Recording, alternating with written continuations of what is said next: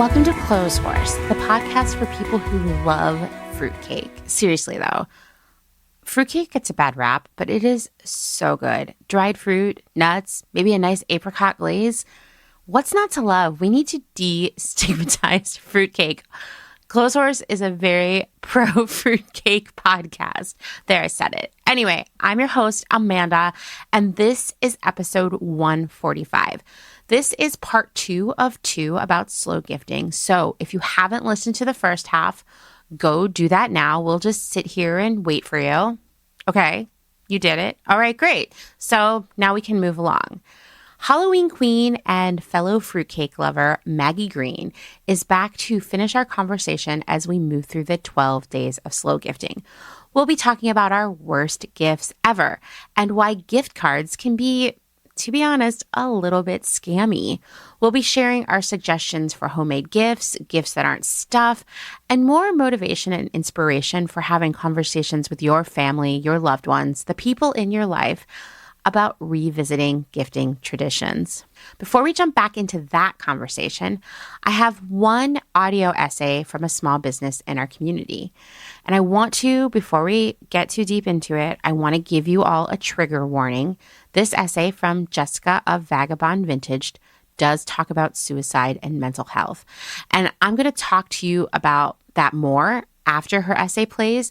So if that isn't something you want to expose yourself to today, which I totally understand, then I would recommend fast forwarding to my conversation with Maggie, which I speculate as I record this will be about 10 minutes in the future. Okay, I'll admit that is not the greatest fanfare for introducing an audio essay, so I'll add this. Jessica is a wonderful person. She has super cute cats. I know this, of course, because she has sent me photos, and I know she is working hard for a better world. I'm glad to have her as a member of our community, and I am beyond grateful and honored that she recognizes Clotheshorse and our community as a safe space for being honest, for telling our truths, for being vulnerable. So with all that, let's take a listen.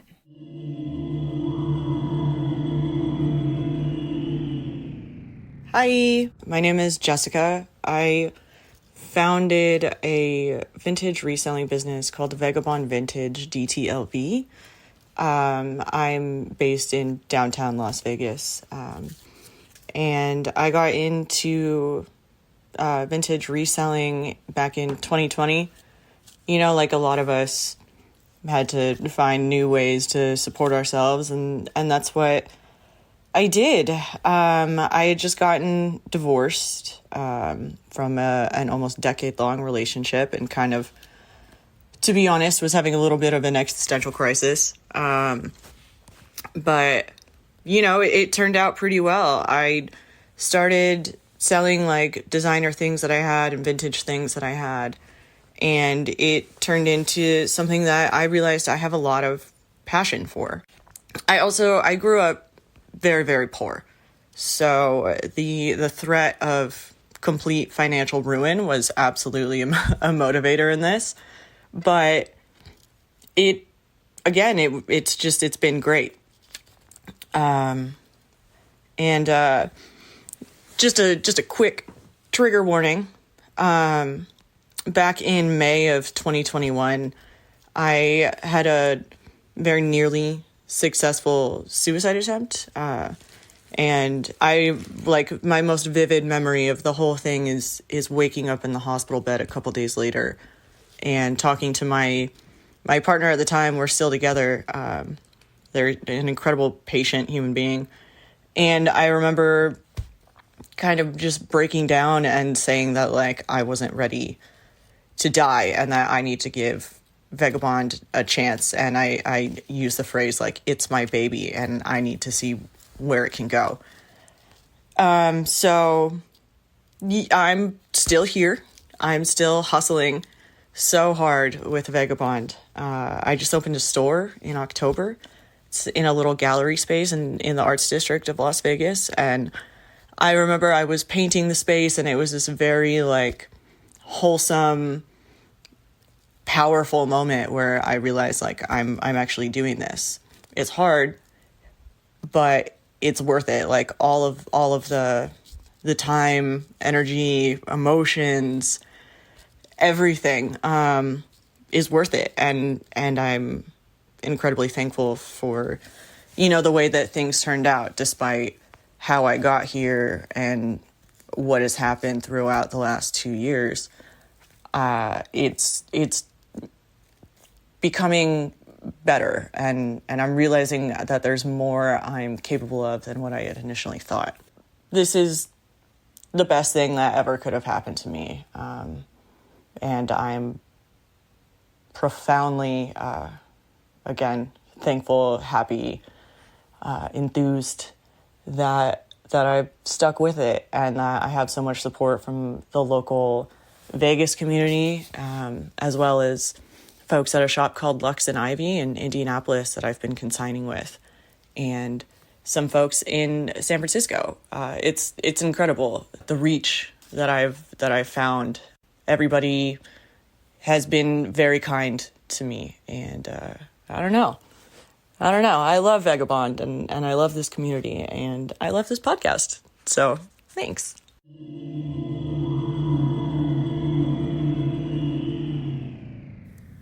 Once again, thank you so much, Jessica, for being brave enough to be vulnerable with all of us. That is not easy. As a person who talks into a microphone every week, it still gives me the cold sweats to talk about deeply personal things here. I know that I super appreciate her taking the time to share this story with us, understatement, and I know her thoughts will move and motivate all of you. And to be really vulnerable with all of you, oh, here comes the cold sweats. Jessica's essay really brought me back to my own very visceral moment of waking up in the intensive care unit after a suicide attempt in my 20s. It's hard to convey the thousands of thoughts that race through your brain when you wake up like that, and yet I can still feel that moment when I close my eyes and think back. It's so clear to me, everything about it, the way it smelled, the way I felt, the sounds around me. I mean, it's still there. I carry it with me everywhere I go, through everything I've done. It starts with, where am I? Why am I? What happened?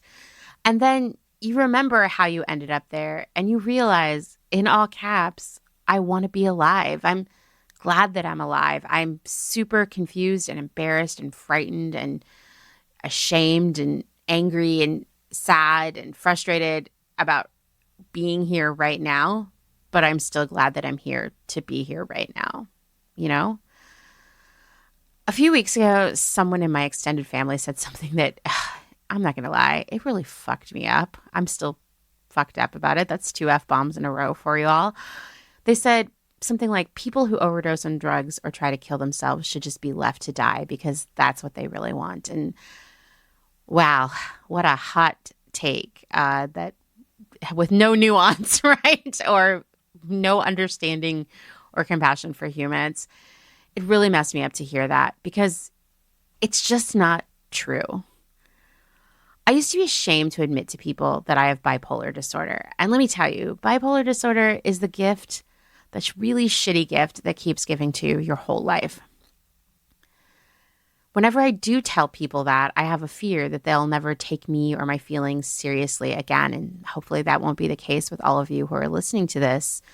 But to be fair, in some relationships, when I have admitted that I have bipolar disorder, I have automatically lost every argument from that point on because everything I felt was just mental illness in their eyes and not real, deeply considered feelings.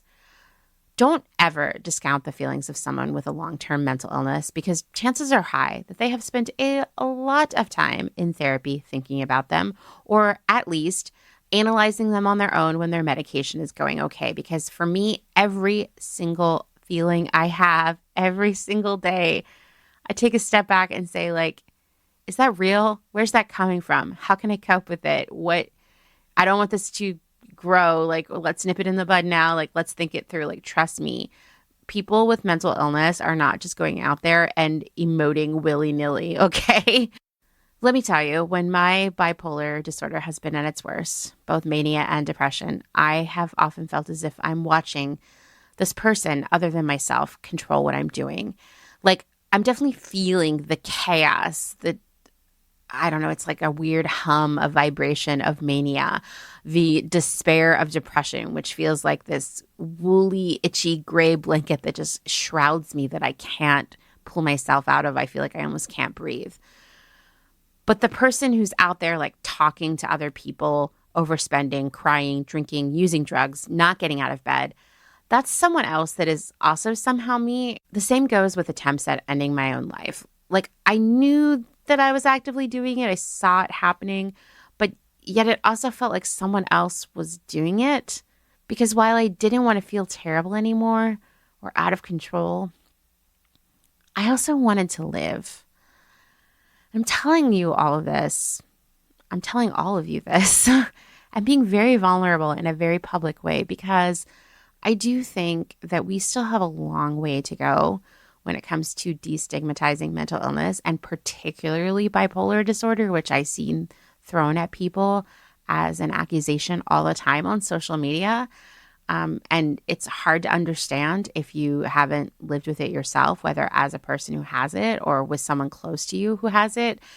And I have a platform here, right? Like I know a lot of you respect me, know that I am an intelligent, thoughtful, good person who's really good at getting information out of the internet.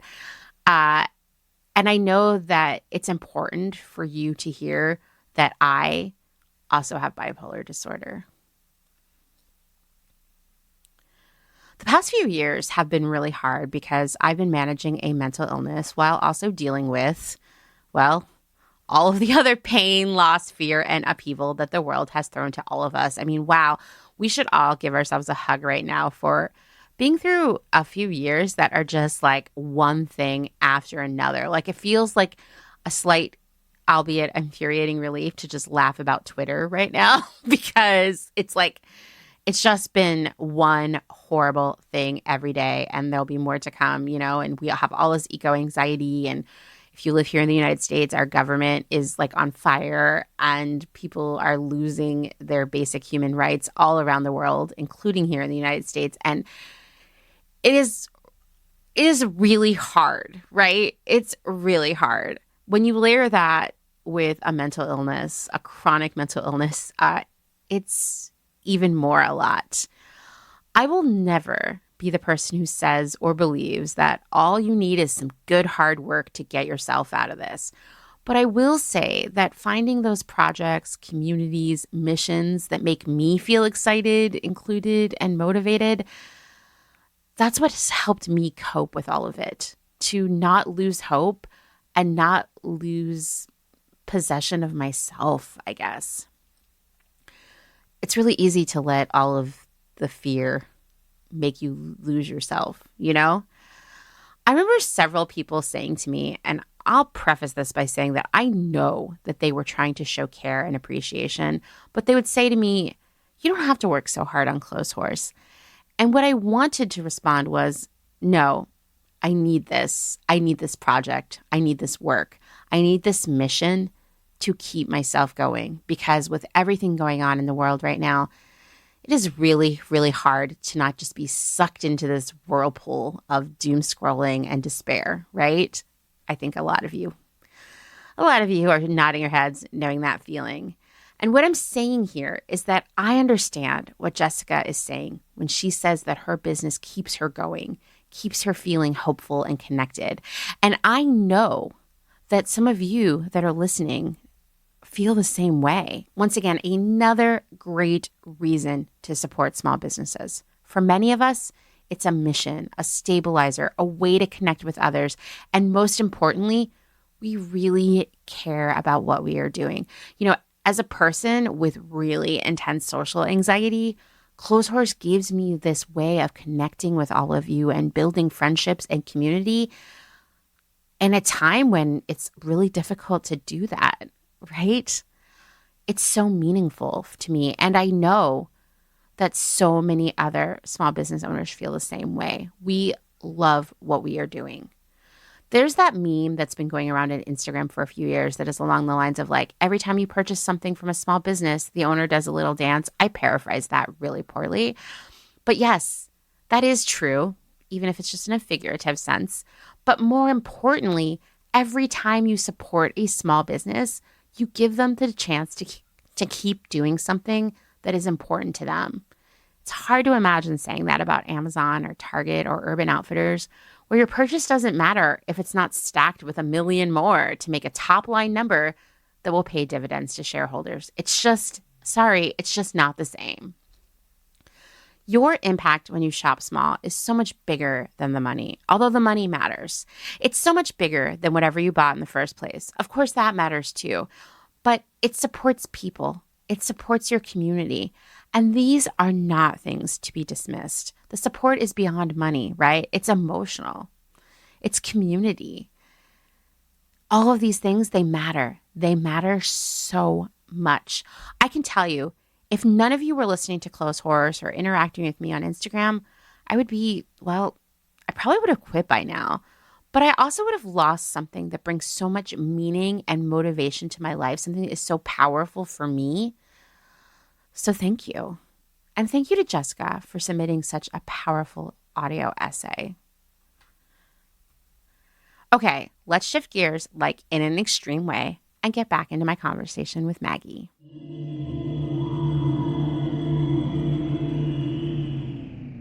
Okay, well, here's the deal. Yes, when we think about gifts, we tend to think about stuff.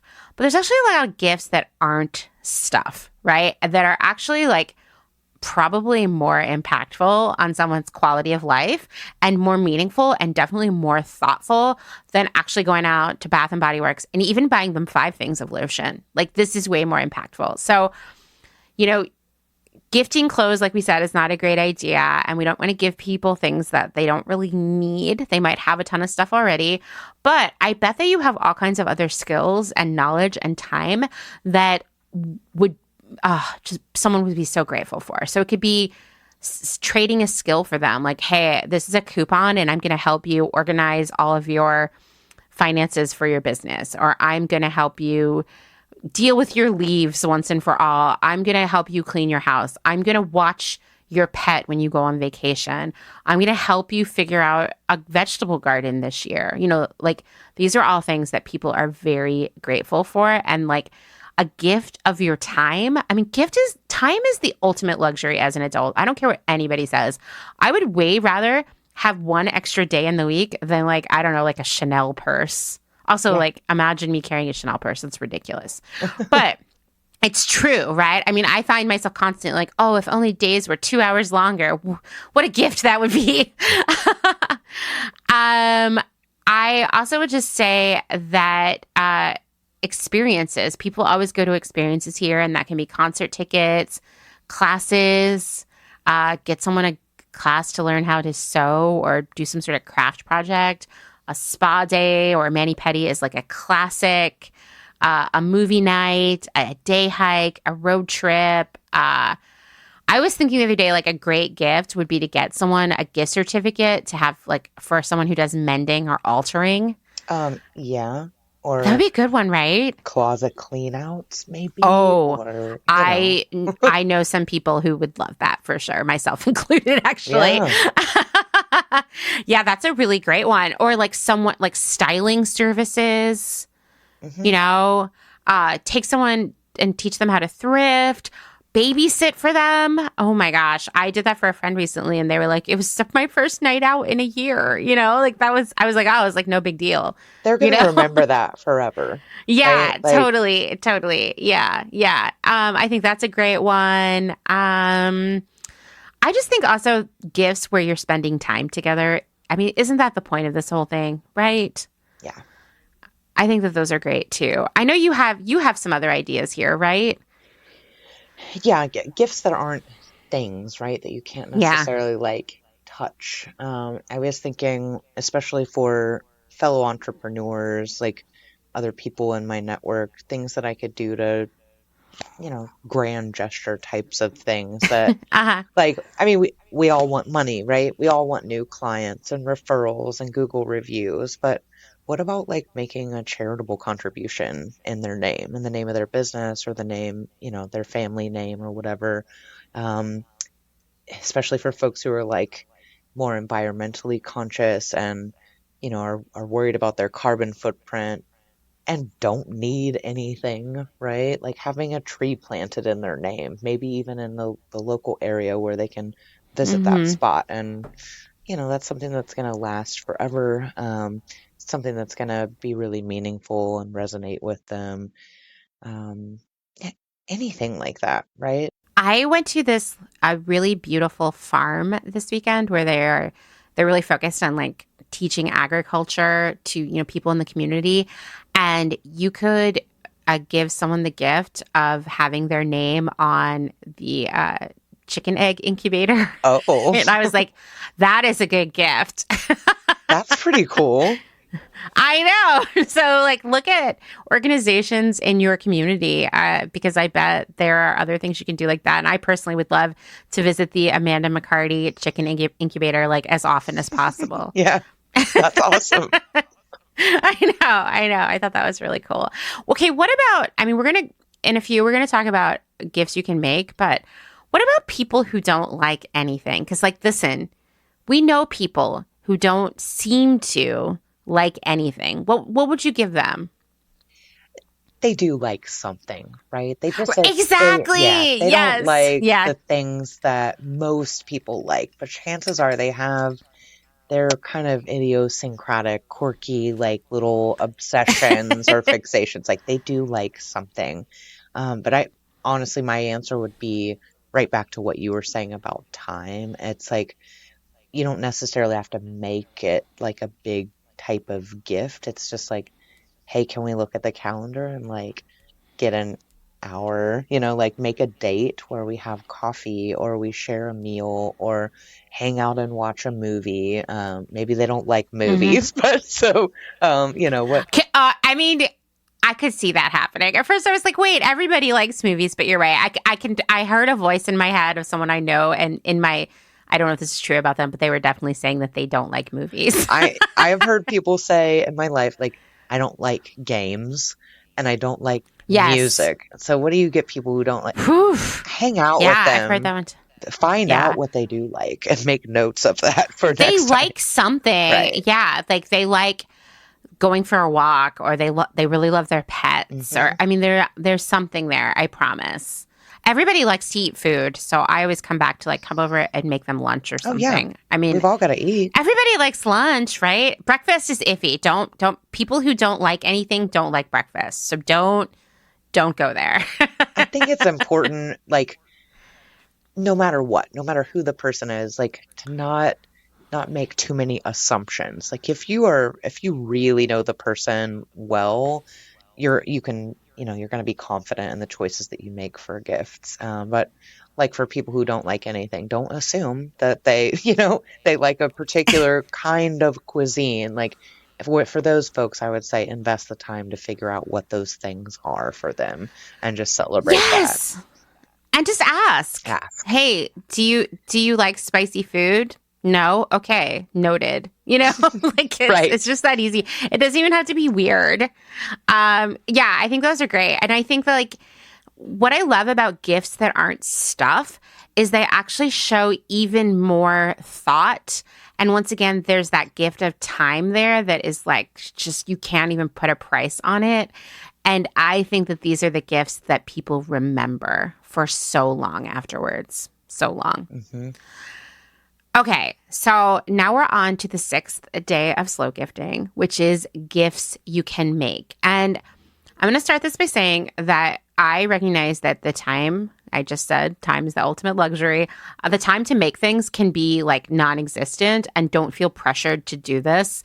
Definitely be honest with yourself. I have been that person who's like, I'm going to knit 7 scarves this year between November 1st, December 15th, and everyone's going to get a scarf. And suddenly it's December 15th and I have 1 scarf and I have to run out and buy other stuff, right?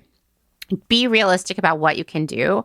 But I have to say, some of the best gifts I have ever received have been things that people made. Like one year, my friends made their own Kahlua. Like I don't know how they did it. They like infused it or something and they put it in little bottles. And every time I drank that, I was like, I guess I'm a Kahlua and coffee person now. Every time I drink it, I was like, I just can't believe they did this. That was so nice, And one year my stepmother made me a scarf, and it was the first time anyone had ever made a gift for me in my life. And I cried, and then it was like embarrassing, I think, for everyone. But I still love that scarf, and the time that went into it. But like, there are so many things that you can make. So between the two of us, we probably have 1,000 ideas, as we do. We're the great minds here. I'm sure that we're gonna miss some, but food is like obviously like the easiest one. I just would. It's kind of also like the most old school gift, like jams and pickles and other vegetables or things that you've made in jars are great. A cake. Real talk, fruitcake is delicious. Do you like fruitcake, Maggie? I do like it. Yeah. I could tell. I could tell you had fruitcake lover energy. Yep. I love fruitcake too. I have loved it since I was a little kid. I felt very elegant liking it as like a 7-year-old. Fruitcake is delicious, and I will sometimes go buy a small one just for myself. No shame. I will eat it a slice a day for like 3 weeks. That's awesome. Because it's delicious. Food is like such a classic holiday gift. Pies, cookies, candies. Am I missing any? Oh, fruit baskets. My neighbor at my old house in Bird in Hand gave us a fruit basket that she made for Christmas, probably in a thrifted basket. And I was just like, beyond, just like so overjoyed at how thoughtful that was. Because fruit is luxurious.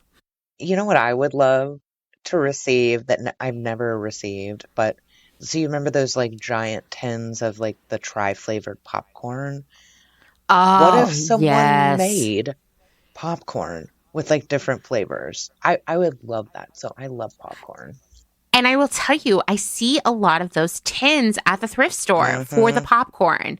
So there you go. That's a great idea. Or some other snack mix. Like I have this like specialty, which to be fair, I got the recipe from my very good friend, Sherry Rulin, but it is a Chex Mix that has like wasabi peas. Ooh, yeah. And it uses more like Asian flavorings, and it is so delicious. And I would always make it for everyone at work on snack day. And I have given that to people as gifts. Nice. Like just make up a huge batch of it, and everybody, it's like you can't stop eating it. It's so good.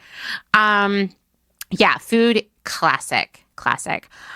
Practical wearables that aren't clothes, hats, scarves, gloves. Now, this is one where I would really like you to level set your expectations. Right. I also had a friend who was going to make socks for everyone and got one half of a pair of socks done. So let's talk about slow gifting. Obviously, that's what this is about. You could, if you are interested in making these things, now is the time to start and get a head start on next year's gifts, right? Give yourself that runway. No, yeah, seriously. 1 year for Christmas, I knitted my mom, knitting, okay, so it takes a lot longer. I knitted her a whole ass blanket out of upcycled yarn that I had just collected from free boxes, thrift stores, from my local creative reuse center. People donated it. I put an ad on Craigslist and went around and collected people's scrap yarn. And, I tied it together like in a color story. It wasn't like super random. It took me 5 months. Oh my goodness. Okay. I watched so many movies, or I would take it to the bar to have happy hour with my friends, and I would be that person there knitting a whole ass blanket. But it was like half a year, to get it done. And I don't know if she was as impressed by it as I had hoped, but I'm still glad that I did it. Give yourself the ultimate lead time for practical wearables. Yes. Okay. What else?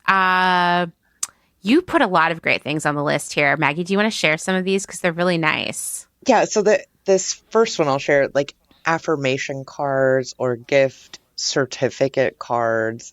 This idea came from a gift that I actually created for my partner a few years ago, where I had all kinds of like paper scraps and like scrap card stock, and I kind of cut it all down into a uniform size.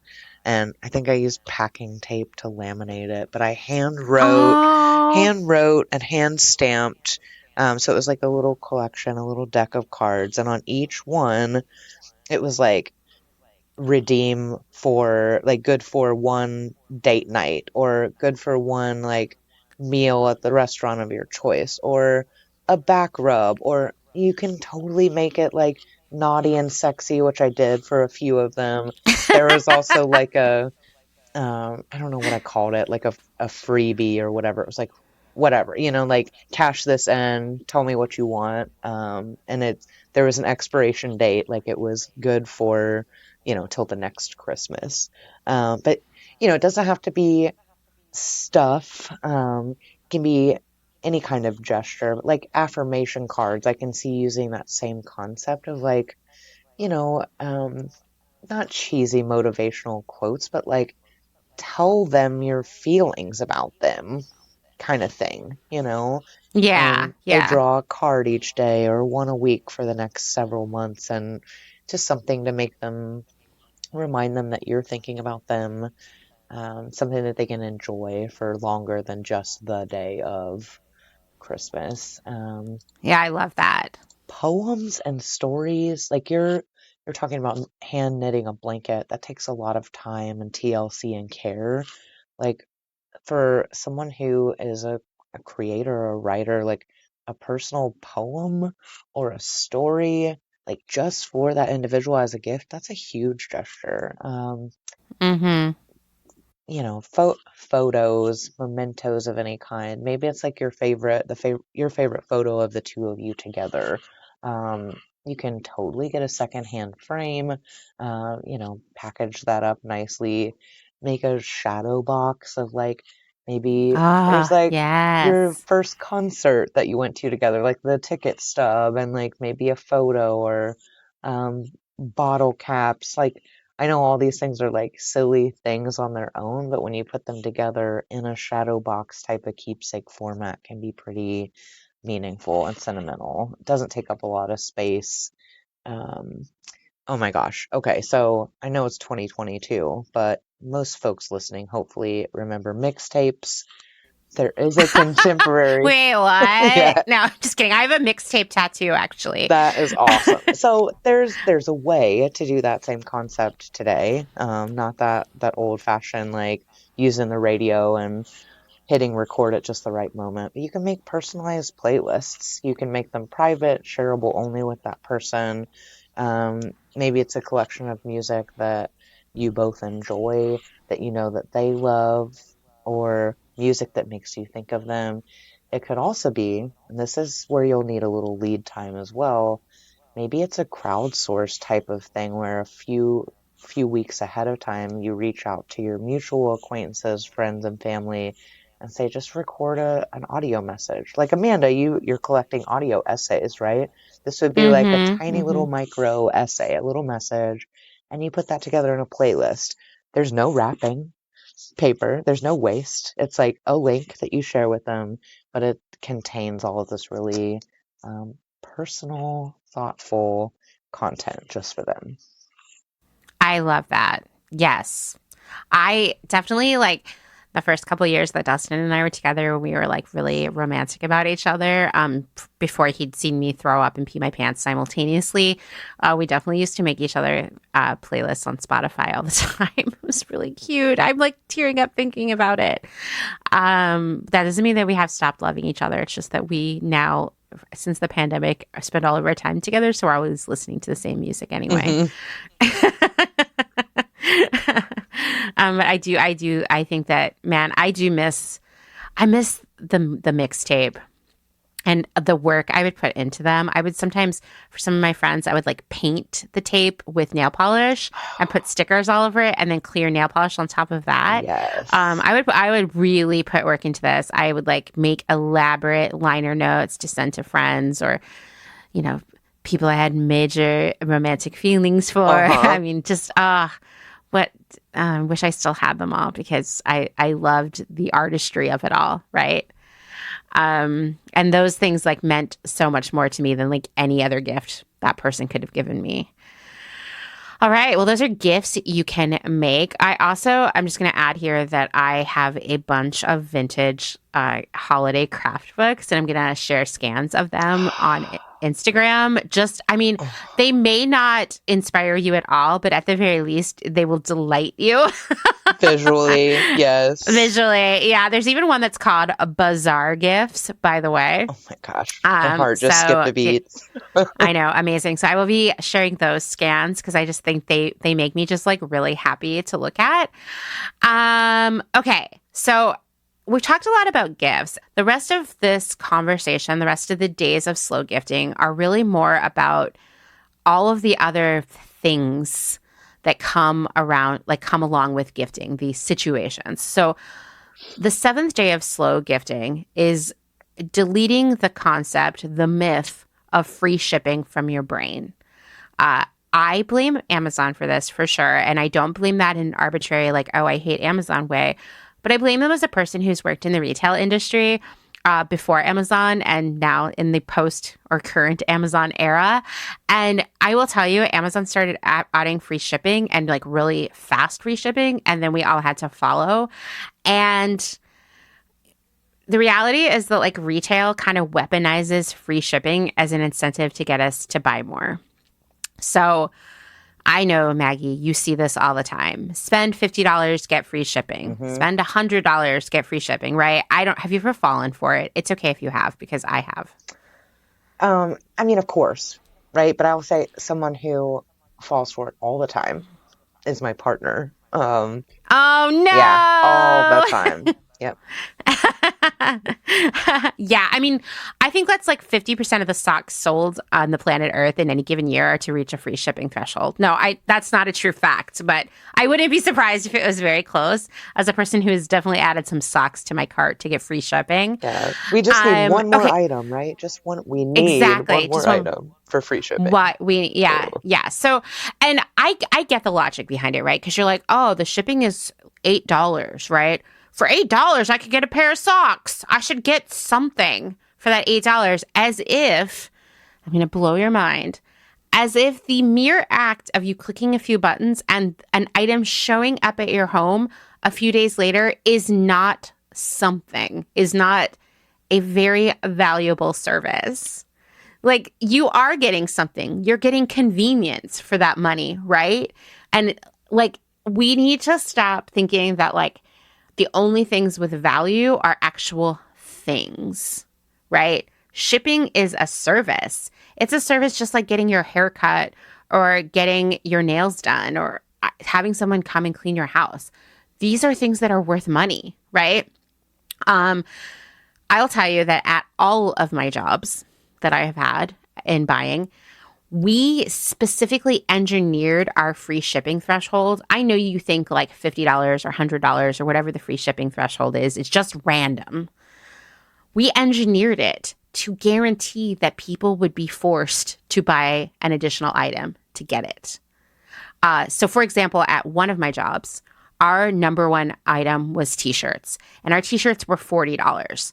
If we made the free shipping threshold $40 for all the people who came and bought t-shirts, they would just buy a t-shirt and be done. But what we did is we made it $50, and it guaranteed that they bought something else every single time, whether it was a pair of socks, a pin, some stickers, whatever. We found that when we put that threshold in place, that suddenly every customer was buying at least 2 items. It really works. I've fallen for it myself in the past. I think after working in it for so long, I was like, oh my God, I cannot be a part of this anymore, But I want to assure you that that free shipping is not a gift that a retailer is giving you. It's a way to trick you into buying more stuff. What's bad about this is it has forced makers, sellers, small businesses to jump on the free shipping bandwagon, because now nobody wants to pay for shipping because, like, why should they have to, is how they look at it. And this whole thing just really trickles down to everyone who is trying to make a living selling stuff, because we all expect this free shipping.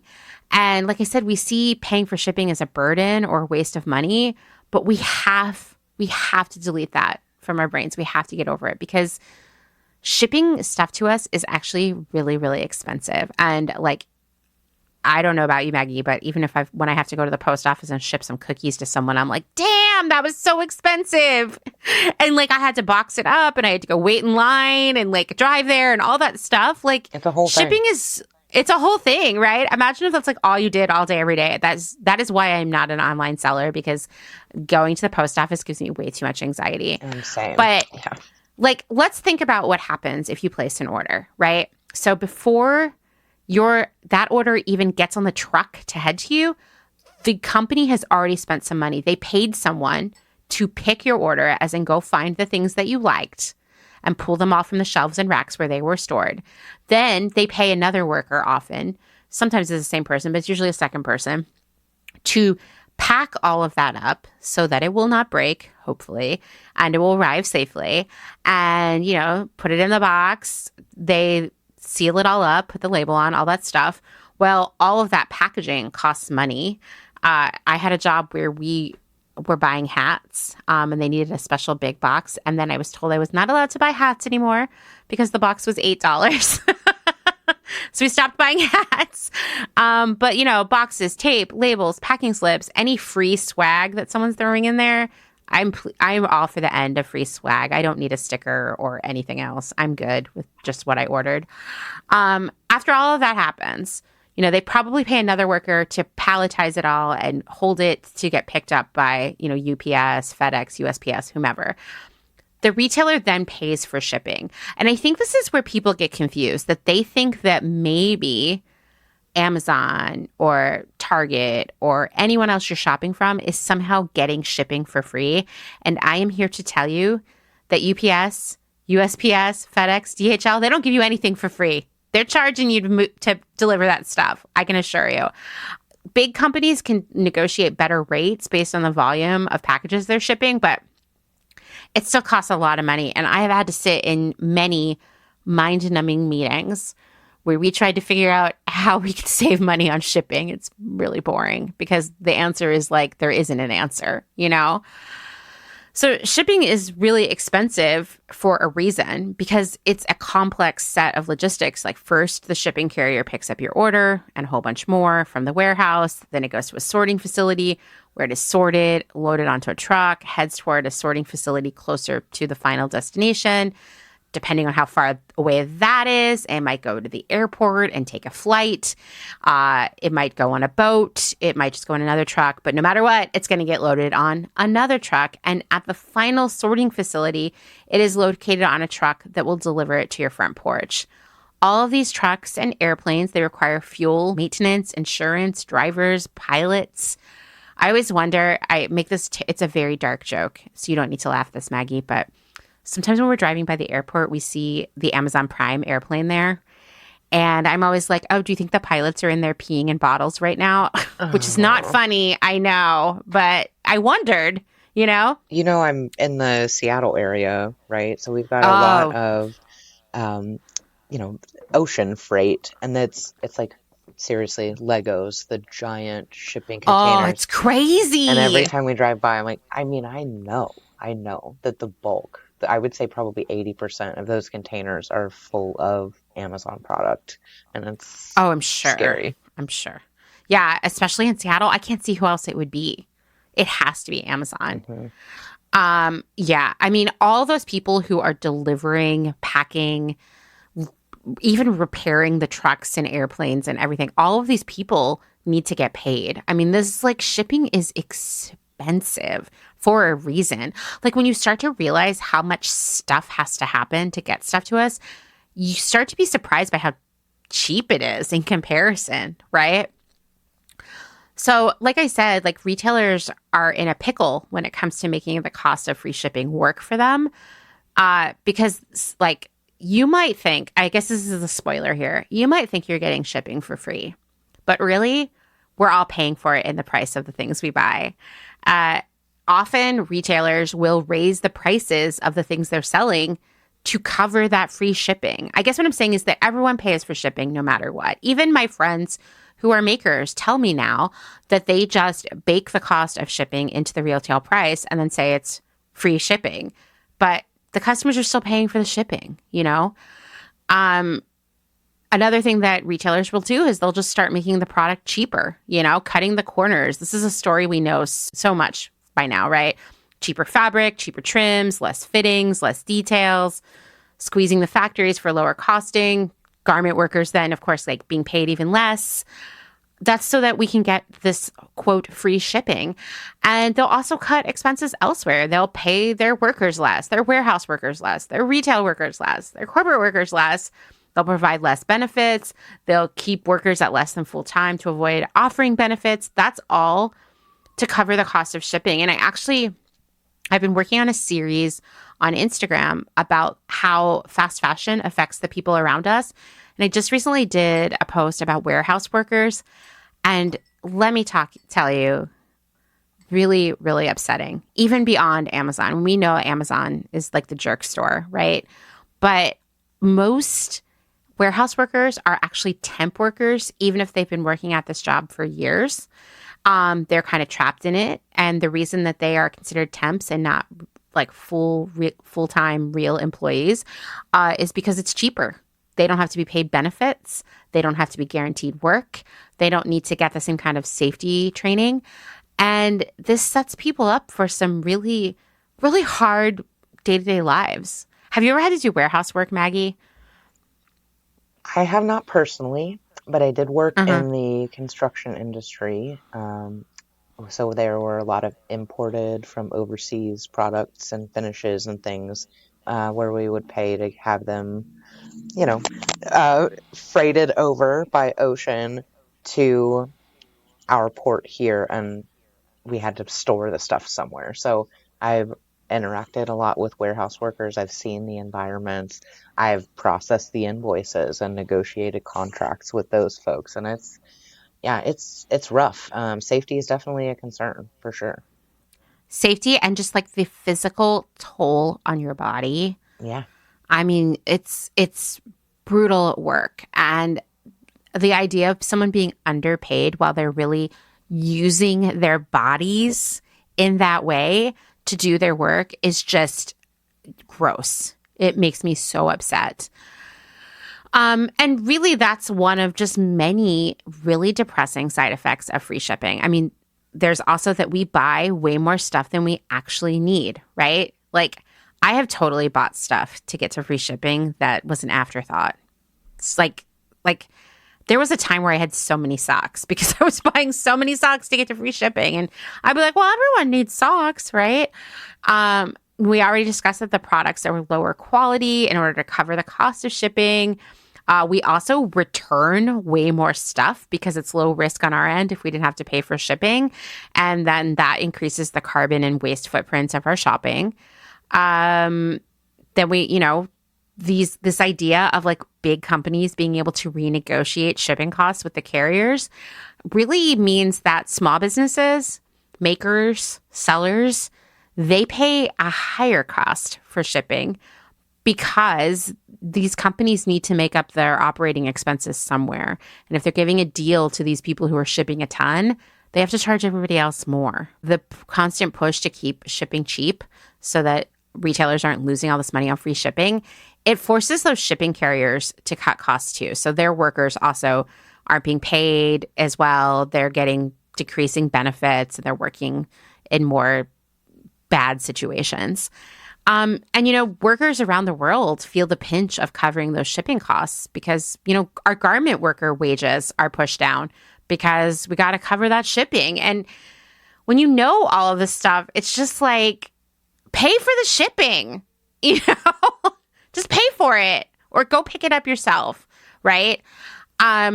I get really upset about how platforms like Etsy and Poshmark incentivize and force makers and sellers to offer free shipping. Mm-hmm. That is one of those things that really pushes my buttons. And I'm just going to tell you all right now, in case you didn't know, that is not because Etsy and Poshmark are giving those sellers free shipping. They're not giving them like a voucher or credit to ship stuff for free. No, they are asking the sellers to cover the cost of shipping.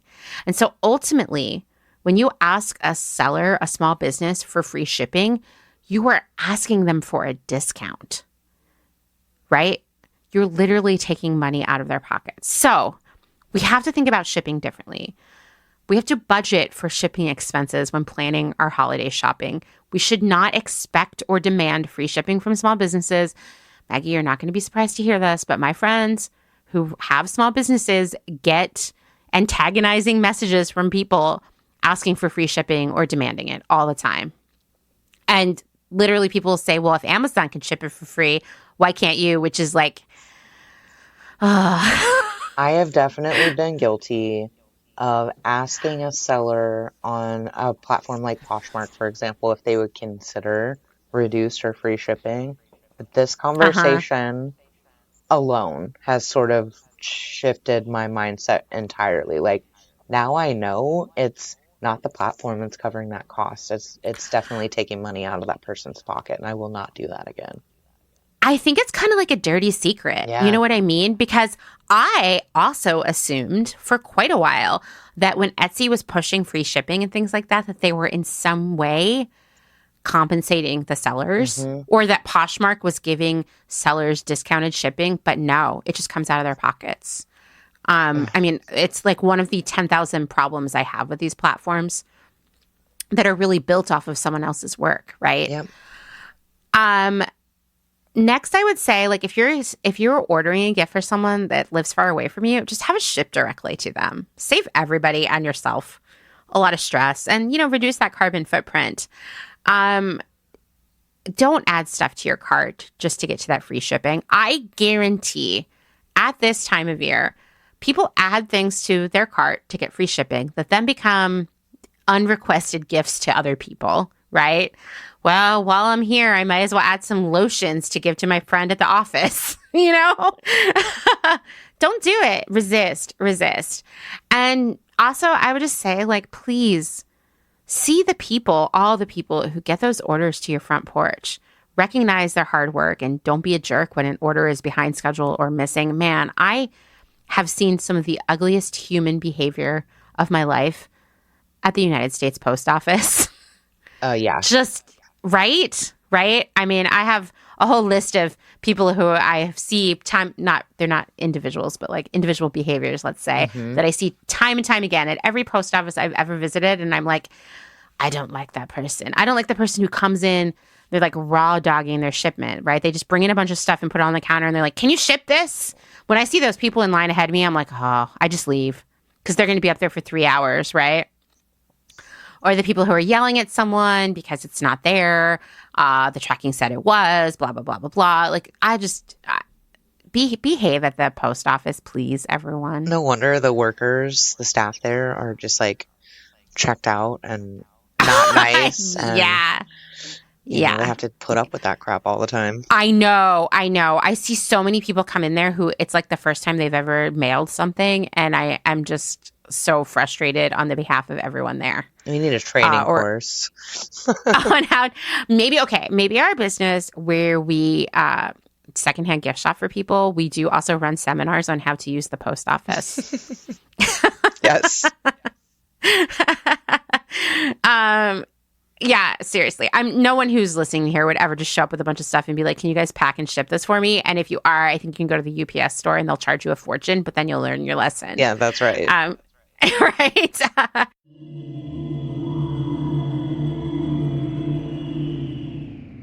Let's take a moment to thank some of the incredible small businesses who keep Clotheshorse going via their generous Patreon support. Selena Sanders, a social impact brand that specializes in upcycle clothing using only reclaimed vintage or thrifted materials from tea towels, linens, blankets, and quilts. Sustainably crafted in Los Angeles, each piece is designed to last in one's closet for generations to come. Maximum style, minimal carbon footprint. Shift Clothing out of beautiful Astoria, Oregon, with a focus on natural fibers, simple hardworking designs, and putting fat people first. Discover more at shiftwheeler.com. Late to the party, creating one-of-a-kind statement clothing from vintage, salvaged, and thrifted textiles. They hope to tap into the dreamy memories we all hold. Floral curtains, a childhood dress, the wallpaper in your best friend's rec room. All while creating modern, sustainable garments that you'll love wearing and have for years to come. Late to the Party is passionate about celebrating and preserving textiles, the memories they hold, and the stories they have yet to tell. Check them out on Instagram at Late to the Party People. Vino Vintage, based just outside of LA. We love the hunt of shopping secondhand because you never know what you might find. Catch us at flea markets around Southern California by following us on Instagram at vino.vintage so you don't miss our next event. Gabriella Antonis is a visual artist and an ethical trade fashion designer. But Gabriella is also a radical feminist micro-business. She's the one-woman band trying to help you understand why slow fashion is what the earth needs. The one-woman band to help you build your own brand. She can take your fashion line from just a concept and do your sketches, pattern making, grading, sourcing, cutting, and sewing. The second option is for those who aren't trying to start a business and who just want ethical garments.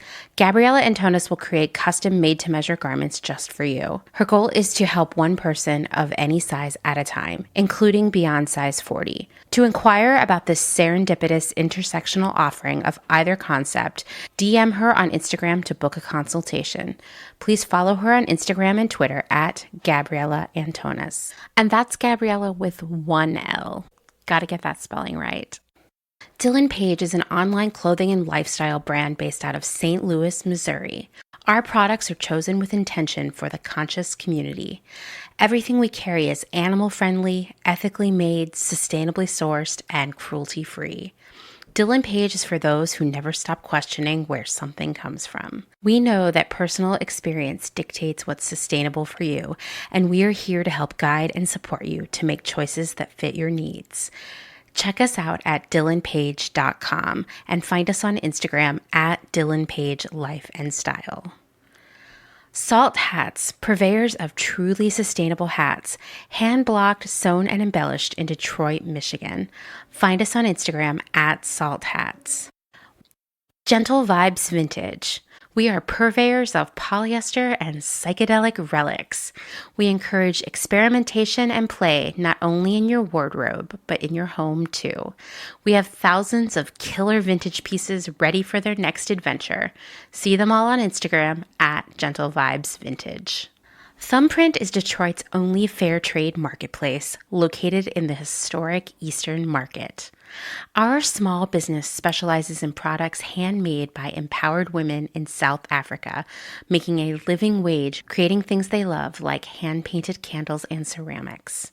We also carry a curated assortment of sustainable and natural locally made goods. Thumbprint is a great gift destination for both the special people in your life and for yourself. Browse our online store at thumbprintdetroit.com and find us on Instagram at thumbprintdetroit. High Energy Vintage is a fun and funky vintage shop located in Somerville, Massachusetts, just a few minutes away from downtown Boston. They offer a highly curated selection of bright and colorful clothing and accessories from the 1940s to the 1990s for people of all genders.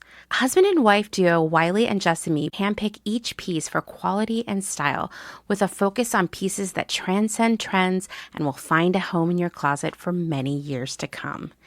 In addition to clothing, the shop also features a large selection of vintage vinyl and old school video games. Find them on Instagram at High Energy Vintage, online at highenergyvintage.com, and at markets in and around Boston. Vagabond Vintage DTLV is a vintage clothing, accessories, and decor reselling business based in downtown Las Vegas, Nevada. Not only do we sell in Las Vegas, but we're also located throughout resale markets in San Francisco, as well as at a curated boutique called Lux and Ivy, located in Indianapolis, Indiana. Jessica, the founder and owner of Vagabond Vintage DTLV, recently opened the first IRL location located in the Arts District of downtown Las Vegas on August 5th. The shop has a strong emphasis on 60s and 70s garments, single-stitch tees, and dreamy loungewear. Follow them on Instagram at Vagabond Vintage DTLV and keep an eye out for their website coming fall of 2022.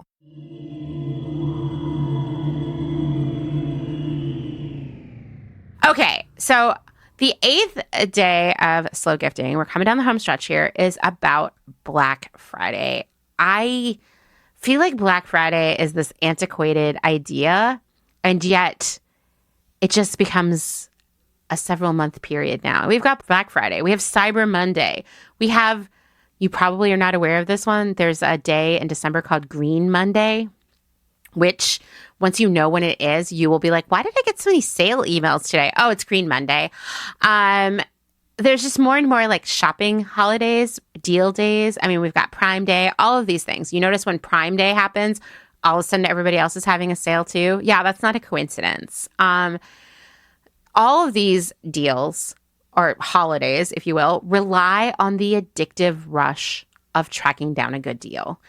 This leads to a lot of thoughtless impulse shopping. I'm just going to tell you, Maggie, I used to be a really big fan of Free People, like a really big fan of Free People.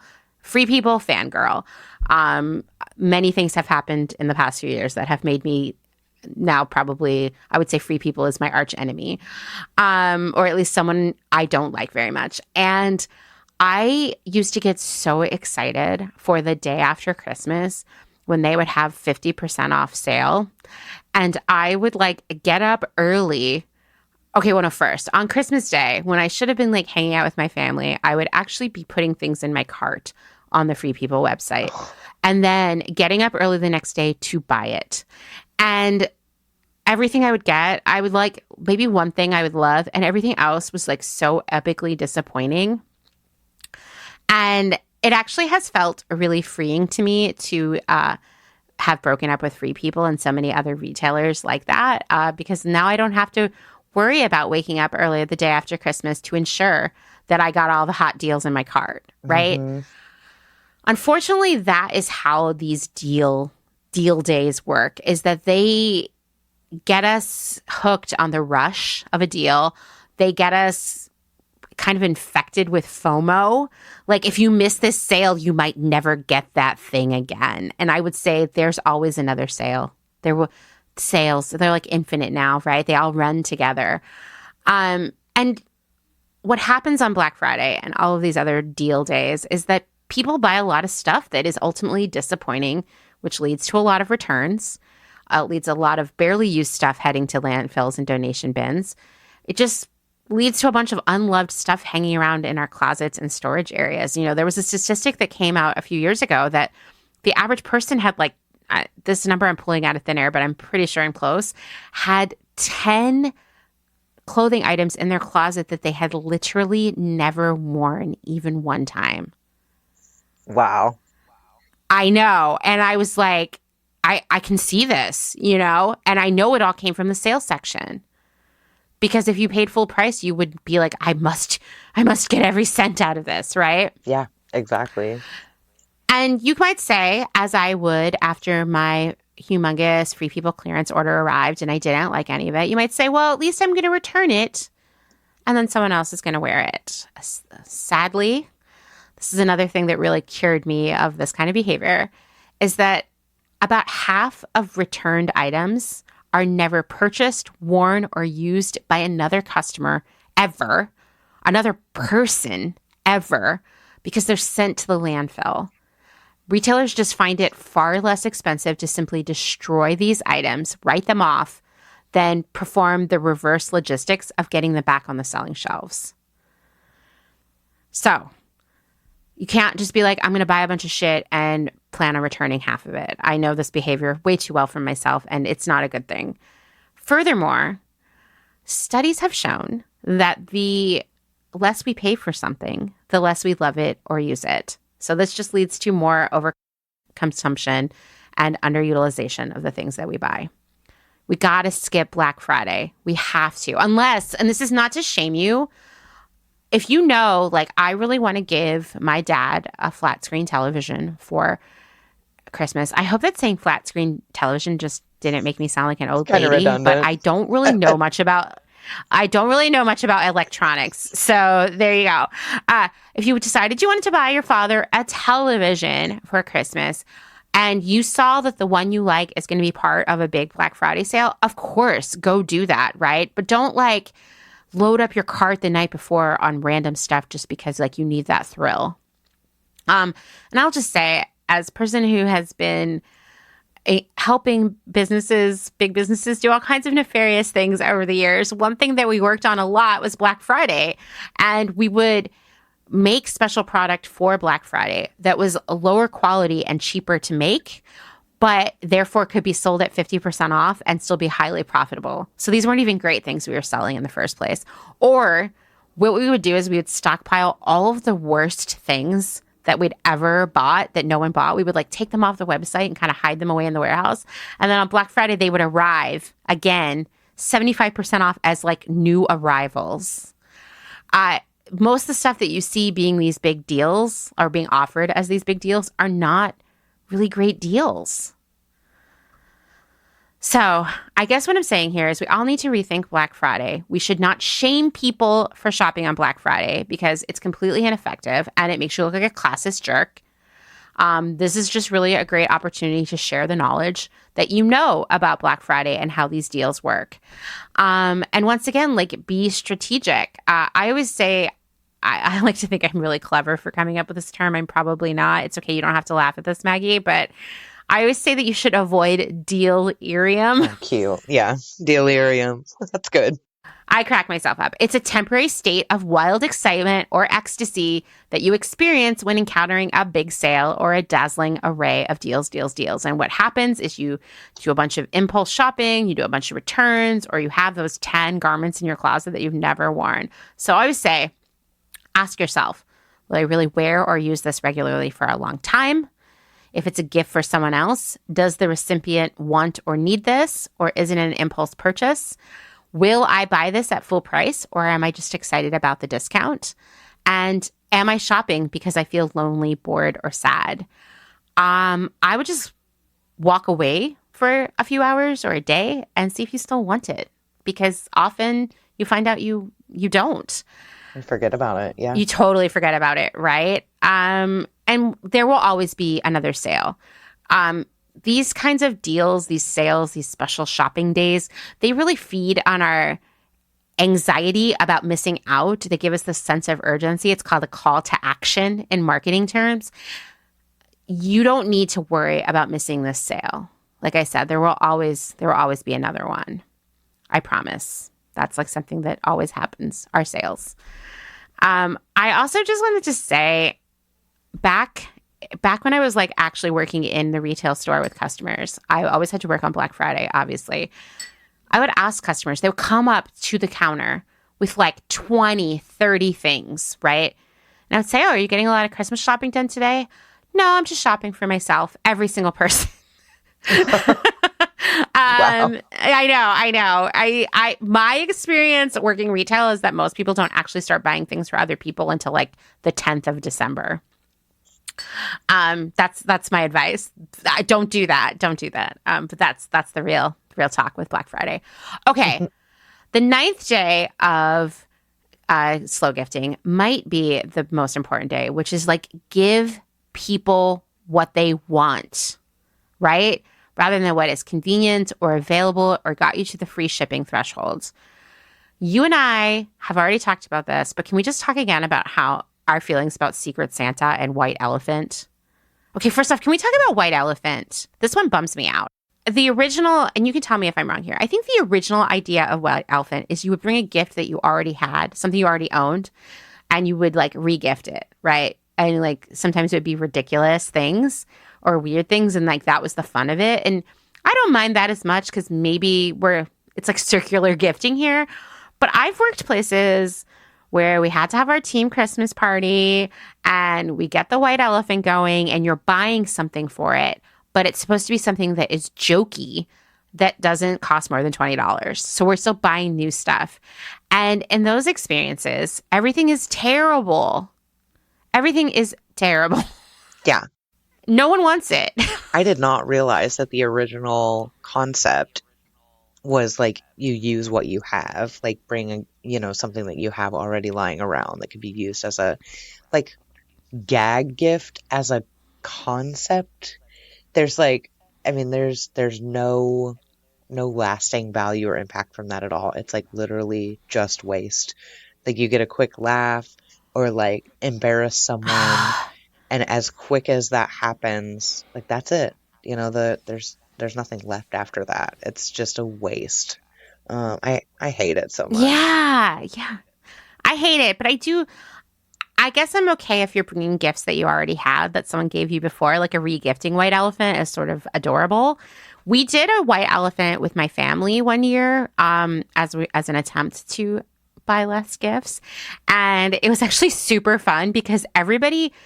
I don't know. This probably says a lot about my family. Everybody was really competitive about it, about having the best gift, so that everybody would like fight over it at the end, and it was very, very fun. I'm trying to think of like the funniest or best white elephant. I worked at a wine bar for a little while. We had a pretty fun one. But I remember someone brought a framed photo of themselves, and it was just like hilarious. Okay, I love that too. That is hilarious. I like am sad that I never thought of this, you know? I might have to steal that idea if I'm forced into a white elephant.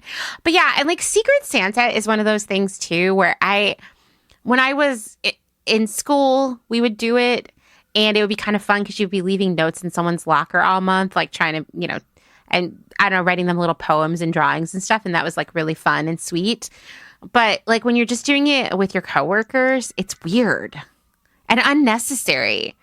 And it's always like $10 or less. And then you're like, okay, what can I get for $10 or less? It's heavily like, gendered so weird as well. It's like, yeah. I don't like it. Yeah. And I don't like it either.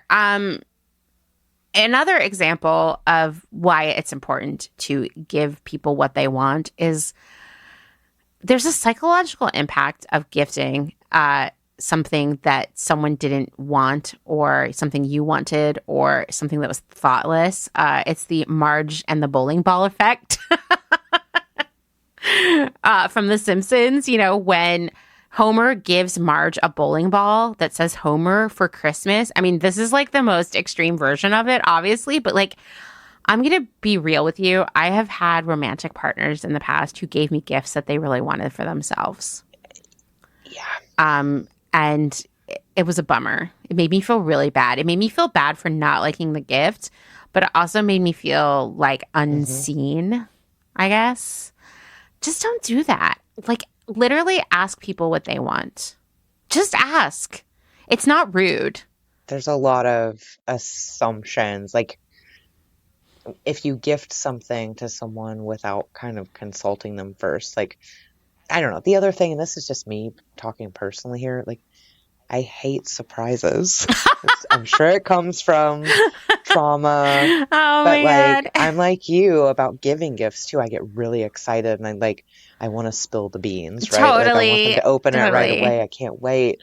But on the other side of that, I just like, I don't know. I've been caught off guard, especially in gifting scenarios. Like, I could tell a lot of stories, but I will save that for another time. But like, there's the element of humiliation because you're like, you open the thing and you have no time or space to like process your reaction. It's just like right there in the moment and everyone is bearing witness to it. And if it's not a gift that resonates with you, or if it's something that someone got you that they really wanted for themselves, it's just like an icky moment. And that feeling lasts. That achy feeling lasts for sure.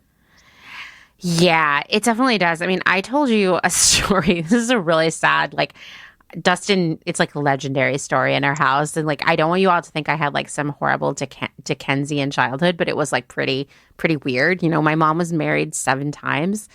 And I know the pain of being a stepchild like really well.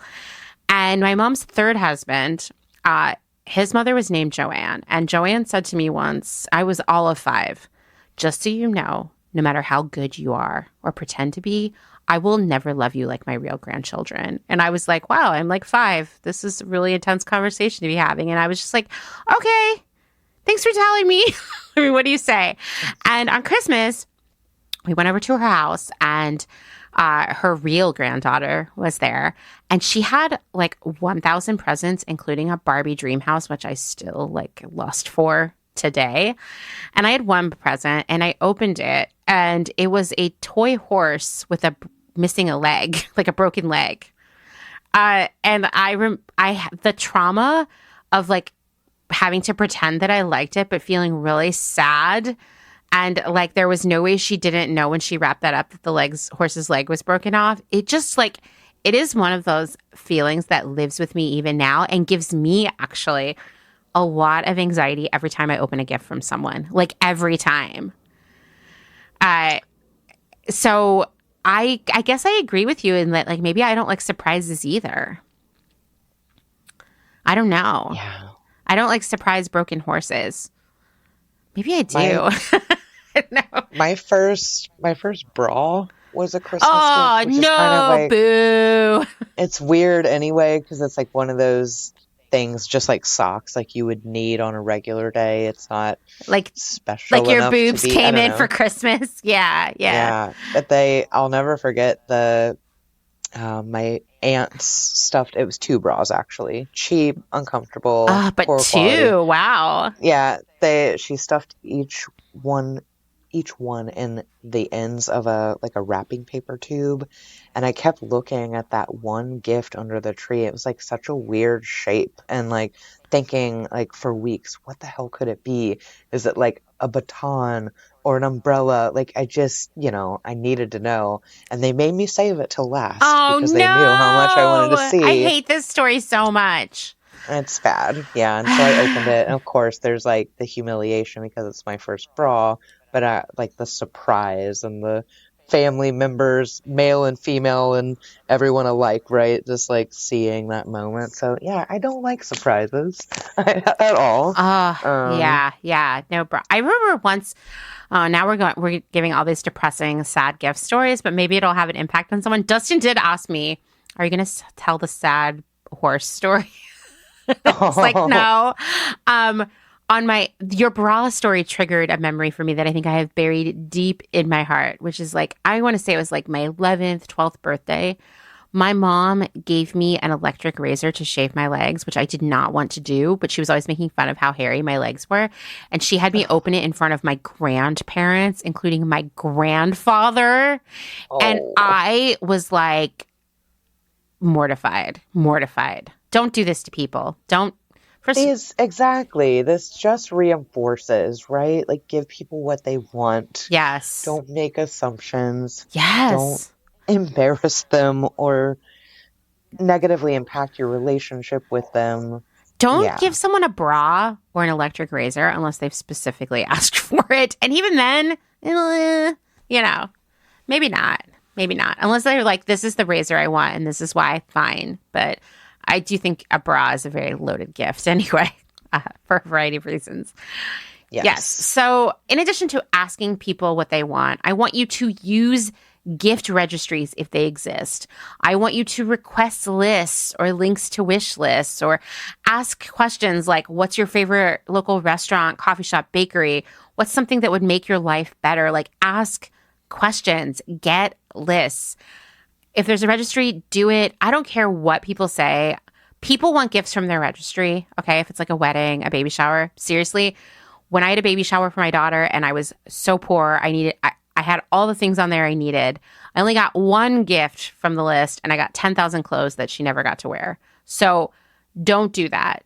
Follow the registry if there's one there. It's not impersonal. It's actually super thoughtful. And on the other side of the coin, when people ask you what you want, tell them. Now, I hear from you, Maggie, that you have a really hard time telling people what you want. Well, it's really like, I don't want anything, and I want people to respect that. Right. Like, just no gifts, please, This is one of those things with like, the more you have this conversation, the easier it gets. We had this like work retreat thing back in May, and we had this really amazing speaker who's local come in and talk to us about basically like telling people what we wanted and what we needed. And it sounds like it should be something that's really intuitive, but I think so many of us really struggle with it. I know I do. And she gave this really a great example that like resonated with me so hard, which she said, last week was Mother's Day. She has like 2 or 3 kids. She's married. She said, every year on Mother's Day, I am incredibly disappointed because nobody does anything. And I ended up doing extra work for everyone. I end up cooking everyone breakfast and doing all their laundry and cleaning up after them. And if we're going to do anything in honor of Mother's Day, I have to pick out the activity and make the plan. So This year, I was very direct with my husband. I said, this is what I want. This is what I need you to do. I don't want to make any decisions, and I want you to make me feel special and loved.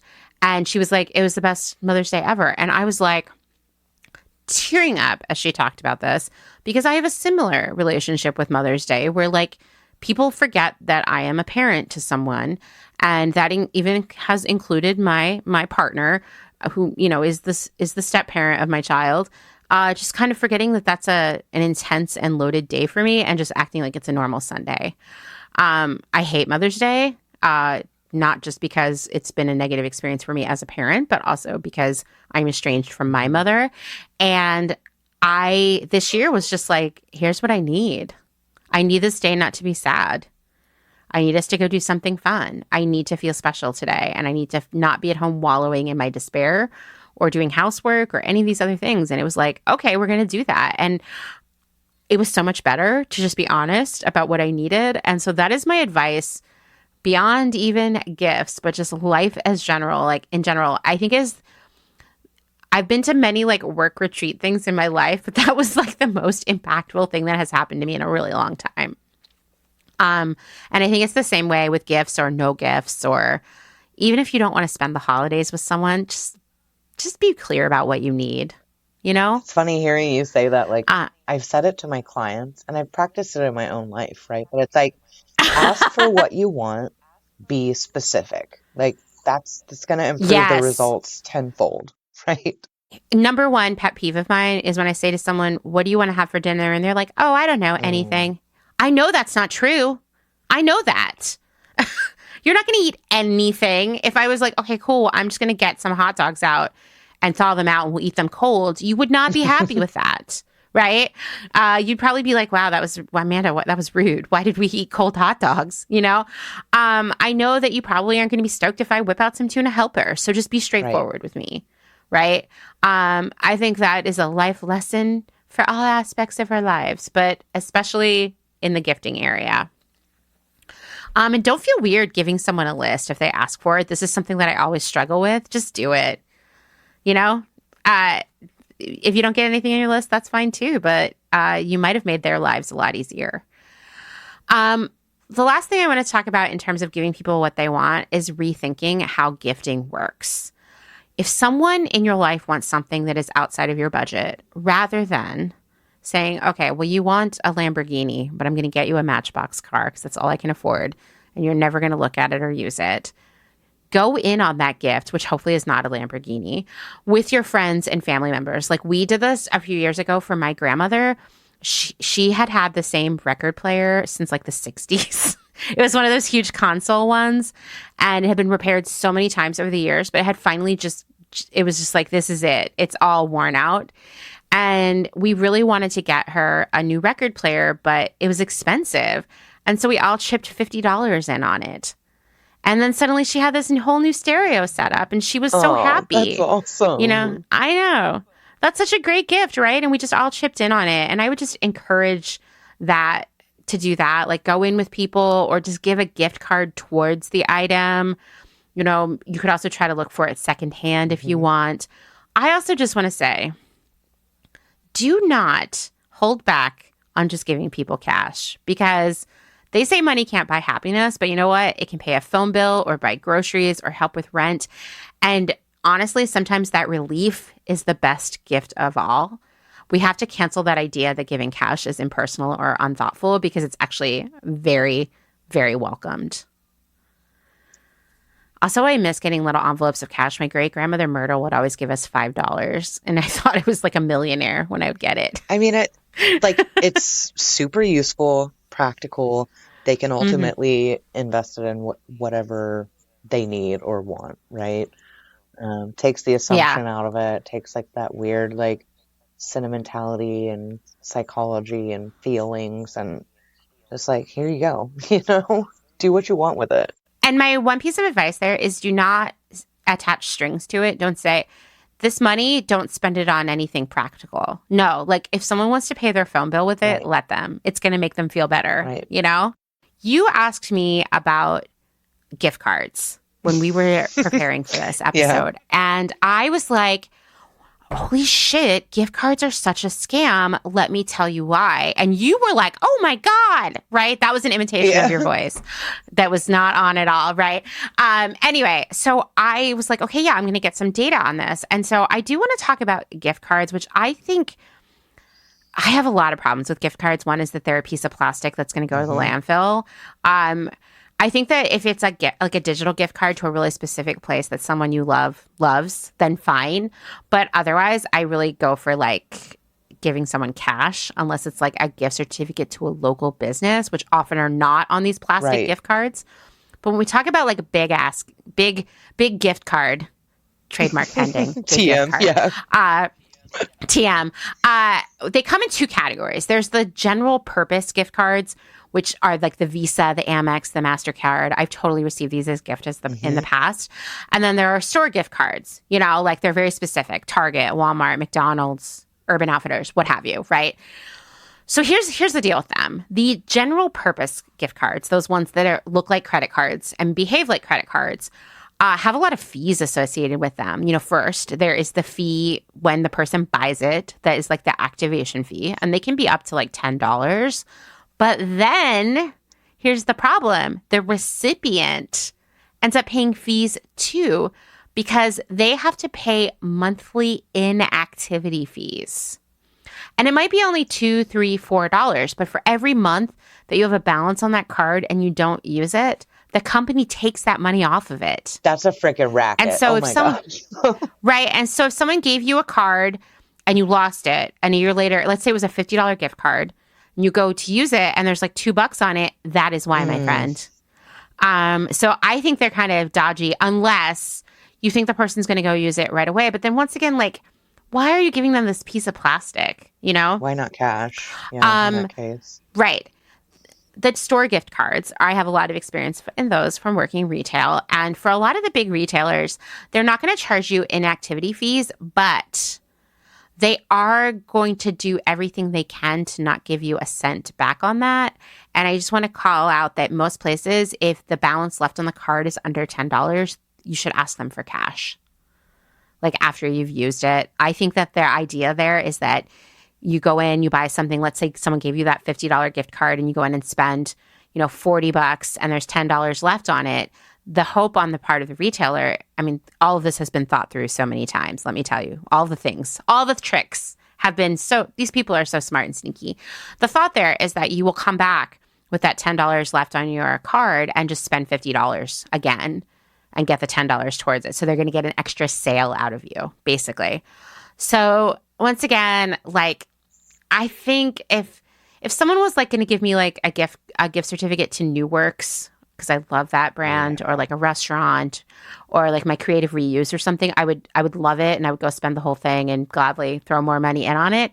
But for these other things, like, I would just think about it. I think one of the most anonymous gifts that people give are Starbucks gift cards. And right. I mean, I've received so many of them in my life, and what I hate about the Starbucks gift cards is they also force you into a reload situation all the time. Oh, yeah. Yeah, it's like endless gift card, right? I will say I do have one really nice gift card story. Is that one time Dustin was at the Goodwill and he bought a CD. Or no, he opened the CD. I don't think he bought it. And there was an Olive Garden gift card inside it. So he took it out, kind of as a joke, and didn't buy the CD. But when he went home and checked it, it had like $50 on it. Oh, wow. Wow. He had lunch at Olive Garden twice without me, but that's okay. I have a very recent, very positive gift card story as well. When I was on my fall break just a week or two ago, we spent a couple of nights in Portland, and we ended up going to one of the Rogue Distillery locations. It was on our list of sites to check out. And okay. so we sit down and we're planning on having, you know, some snacks, some drinks. What we did not plan was that there was drag bingo happening. Ooh. So it was like surprise drag bingo. And 3 of the 4 of us sitting at our table ended up winning a round. So that meant, I think there were 2 or 3 gift cards altogether. It was like $15 a piece. And they let us apply it to our tab that very night, which was like amazing. We like redeemed them, and like our bill was a third of what we were expecting, which What? was I just love awesome. that. Oh, that's like what a Yeah. great vacation. Hell yeah. Yeah, so that's my 2 cents on gift cards. I just think like unless it's really specific, like to a restaurant or something like that, I think you should just give someone cash. You know, Yep. like Save the plastic, save save the the hassle. plastic, save the scamminess, the big banks, all that stuff. Just keep them out of it.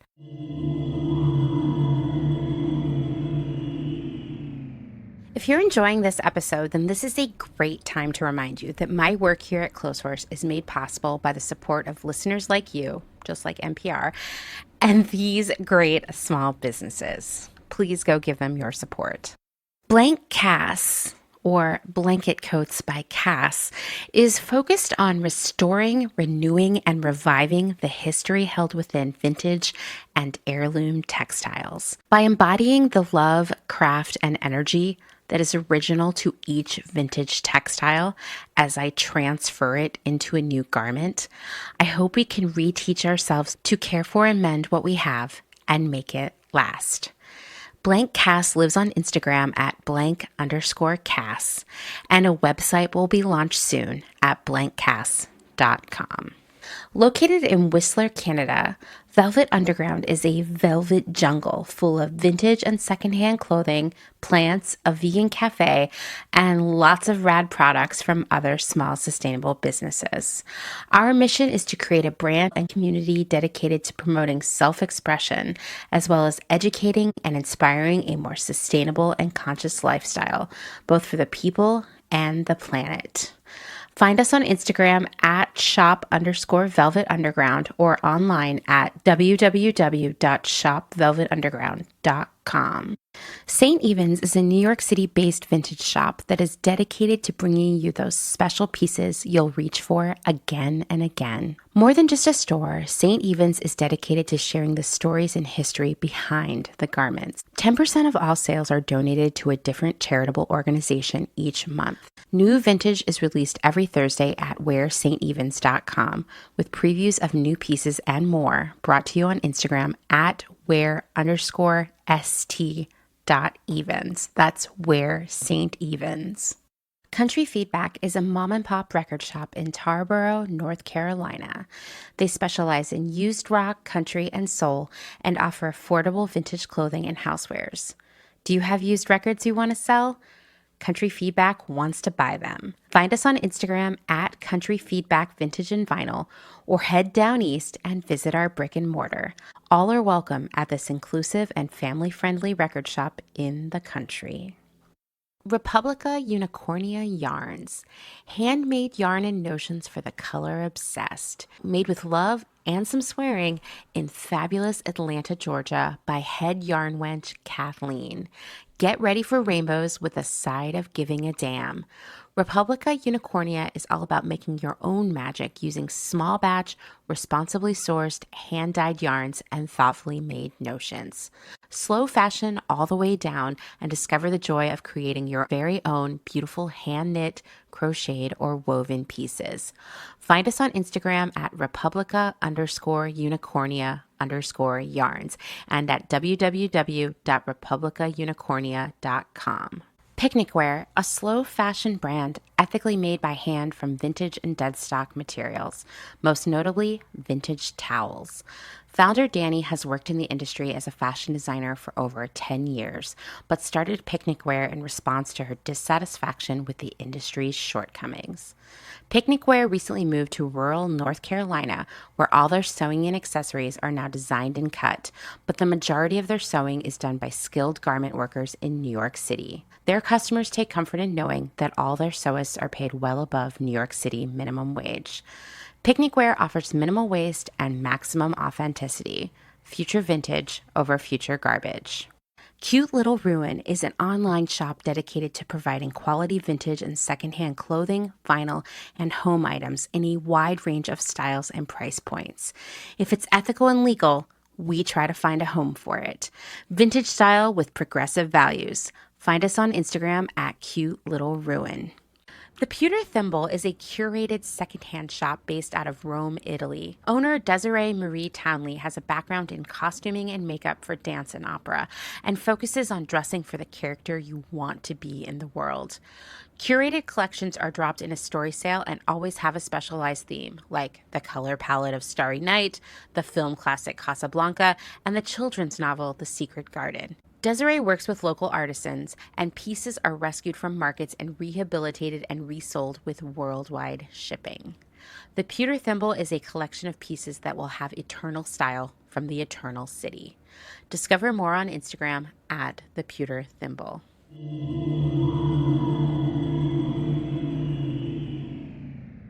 All right, well, that is give people what they want. We're coming down the home stretch here. I wanted to talk about packaging, specifically wrapping paper. In the U.S., 5 million tons of waste are generated over Christmas, and 4 million tons of that, 4 million tons, is wrapping paper and shopping bags. Like that, I feel like wrapping paper weighs like air. It's like a feather. So think about how much wrapping paper you have to use to get to 4 million tons. Well, I'll tell you, 50,000 trees are cut down each year to make wrapping paper. And believe it or not, most wrapping paper is not recyclable because it's coated with plastic, glitter, foil, etc. None of these things are recyclable or biodegradable.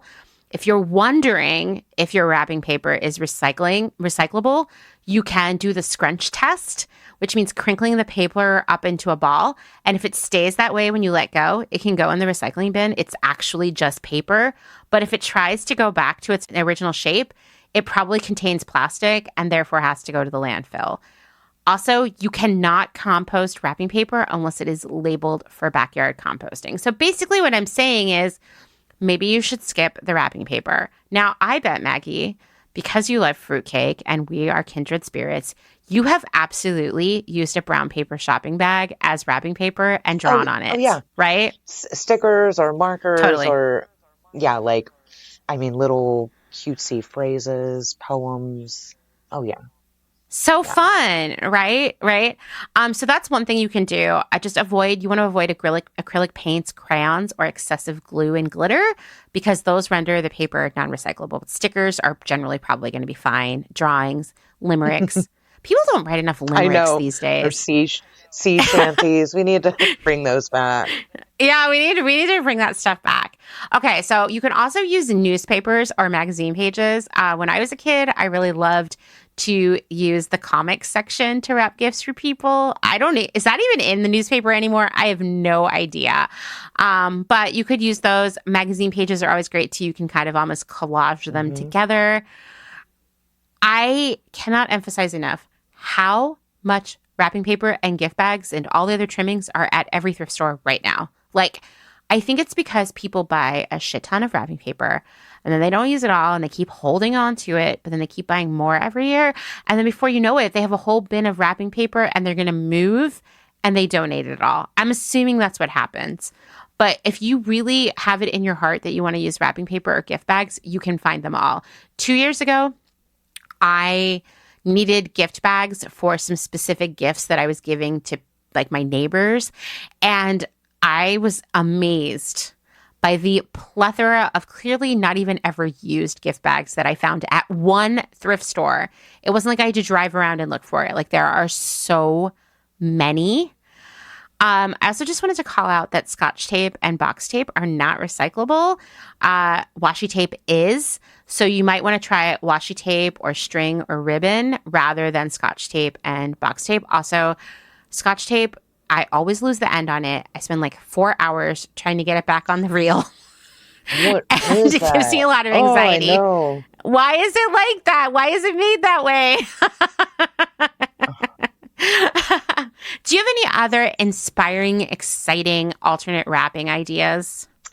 I mentioned fabric earlier. I can't think of anything. Like, this is a really comprehensive list.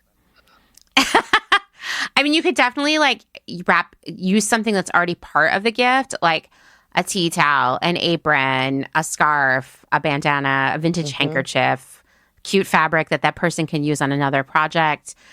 Someone suggested to me once making beeswax wraps and then wrapping for that, and people can use them for leftovers. That seems really extra, but if you do it, you're amazing.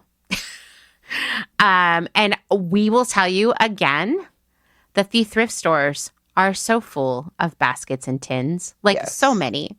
I actually love making a gift basket for people, and I love that there are so many baskets to be had. I love when someone uses a gift bag and does not write directly on the original label.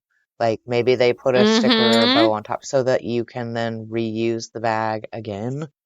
Like that's a piece of advice. Like if you source it secondhand, even better. But gift bags, don't tape them too much or preserve them as much as you can so that the person can reuse them again. Oh yeah. I'm totally that person at holiday events that collects all the gift bags. That's so smart. Otherwise they're going to go in the trash, right? I know. Totally. Yeah. So I highly recommend that. If you are doing a gift exchange at work or, with your family, whatever, I always like to tell people to bring a tote bag with them to take their gifts home in. And then we take those gift bags and reuse them next year. Otherwise people are going to carry things home in the gift bag and then they're going to throw it in the trash, right? So I think you can build your own gift bag library that way if you'd like. I also want to call out that a lot of creative reuse stores have so much stuff to make your packages the most beautiful thing ever without buying anything new. Also, if you're going to order a lot of your gifts online, which let's be real, it is 2022, you probably are, you could use those mailers and boxes. You don't need to take it out and then put it in a new package. And if you are wow, the package is really ugly, you could draw all over it or add stickers or what have you. I also just think it's really important for us to destigmatize the idea of reusing packaging by just explaining to our friends and family why we do it. And that might inspire them to start doing it too. We don't need a new box or bag for every single thing in our lives. Also, if you are a crafter, which you probably are, repurposing and reusing packaging is a pretty fun creative challenge. I love a challenge. Same. So, right. Okay, we are almost done, and I am going to combine the last 2 days of slow gifting together, and that is shop your values, and you are an influencer. And I just want to say to everybody that we have a massive impact on the people around us when it comes to style, shopping, and consumption. We're all influencers to the people in our sphere. And our actions can really inspire others to make changes and do good things. And I think slow gifting is a great way to start these conversations around our impact of shopping and consumption on the world around us, of the importance of choosing things that are going to be used and loved for a long time, our feelings about workers' rights, our feelings about packaging waste, all of these things. I think these are great parts of conversations to have with other people. These are great things for you to show and share on social media. I think about all of the trends that have come and gone during the pandemic. Remember when everybody was baking bread? Do you remember that? I don't know if anybody's baked bread. I mean, I know that's feels like a relic, right? But that was 2 years ago. Everybody was baking bread. That blew up as a thing people were doing because they were seeing other people doing it on social media, right? I'm sure there were some famous people baking bread, but most of the people baking bread were people like us who just, were bored, wanted to try something new. And then probably someone saw us baking bread and they decided to as well. There were all those, I hated these, by the way, I'm just going to say it, all those Zoom happy hours. I like them. You like them? I mean, I think now I would like them. But in the beginning of the pandemic, when I was on furlough but not laid off, I still had to go to these Zoom happy hours with my team at work, and I fucking hated not with it. coworkers. But and I felt like I had to go so that they would bring me back, which they didn't, and then I had to waste all that time that I should have been paid for. But it is true. Sometimes it's still nice to Zoom with your friends and have a good time, right? But that's another thing where some people started doing it and then other people started doing it and then everybody was doing it. And that's how you can be about reusing packaging or giving secondhand gifts or telling people what they want or doing no gifts at all. Another trend that was I did not participate in this, which is surprising to me because the early first 6 months of the pandemic, I felt like my soul had been just crushed by the world, but people started wearing blankets as clothing. Do you remember that? Saw it, did not participate directly, but yes, I definitely remember that. Yeah, I mean, I'm trying to think of other trends of the pandemic. Like, what else did people, I mean, it's still the pandemic, but like the early days when we were all like, oh, I know, everybody got into gardening, right? And there was like a shortage of seeds, right? So everybody was talking about gardening, and then that got everybody else into gardening.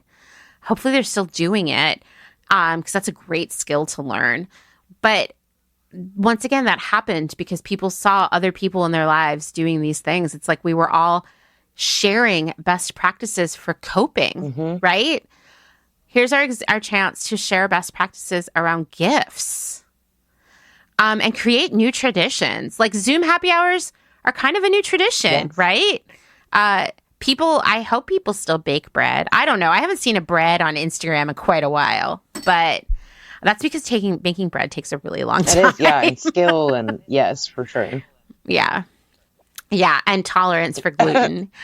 But what I'm saying is that, like, we as ordinary people, whatever you want to call us, I mean, we are all special, right? But we help others discover and create new changes in their lives and try new things and build new traditions and expose them to new ideas. And so I think sharing what we're doing with our gifts this year, or no gifts, or whatever it is, very publicly with the people in our lives is how we get them to start thinking about these things too.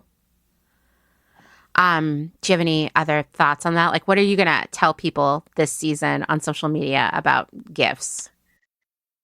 I mean, I want to make it known. I don't think I've ever like publicly posted about like my feelings about gifts and gifting. For my business each year, I generally do some kind of twist on a gift guide, which is really like to de-emphasize shopping and consumption and more to celebrate small business and creativity and community.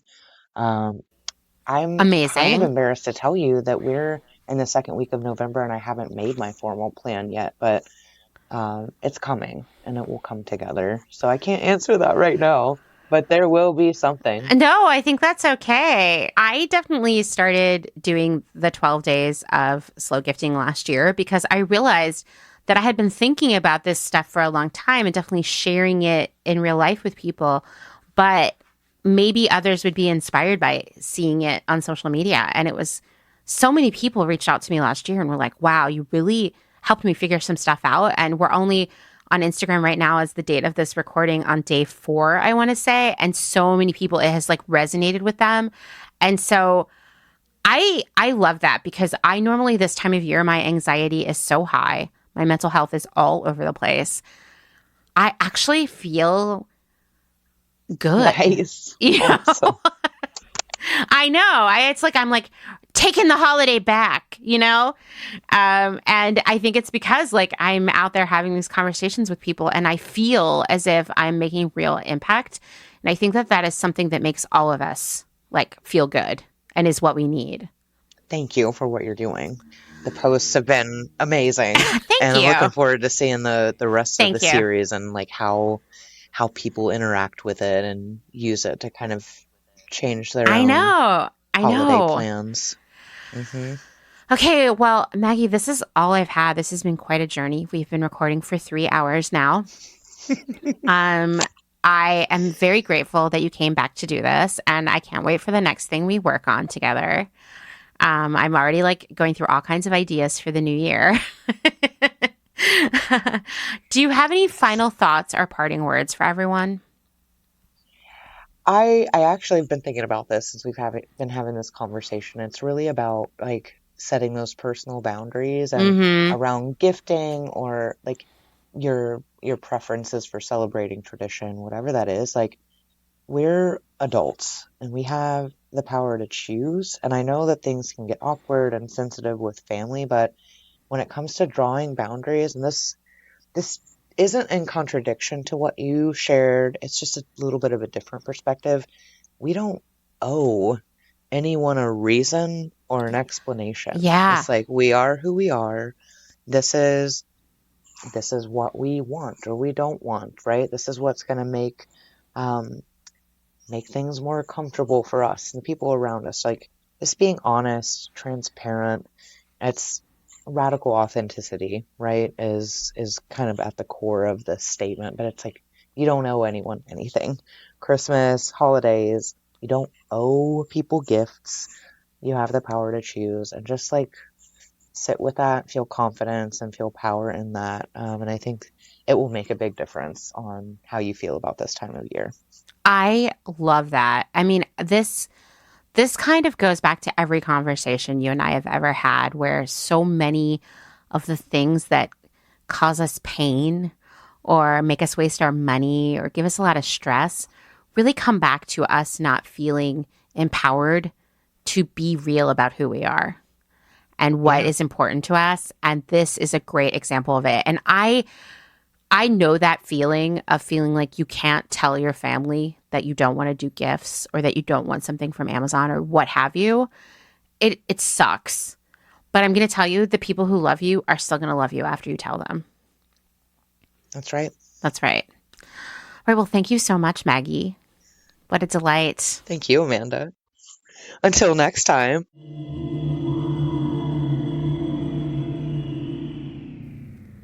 Thanks again to Maggie for spending so much time with me. I mean, many hours. I'm so grateful that Instagram brought us together. I think by now you all know I'm super sensitive and super sentimental, but every guest I have had on the show has made an impact on me, and I think about them regularly. Maggie is probably a super extreme version of that because I feel like we have 100 inside jokes that I laugh about when I'm out in the world alone. And I definitely think of her every time I see something Raggedy Ann related, thanks to her Halloween costume story. And you're probably like, oh, Amanda, how often could you be seeing Raggedy Ann stuff? Well, let me tell you, as an antique mall aficionado, this happens a lot. Really trending in the antique mall scene. Maggie is such a treasure of a human being, and we are already working on some ideas for a new episode for February, so I promise she'll be back.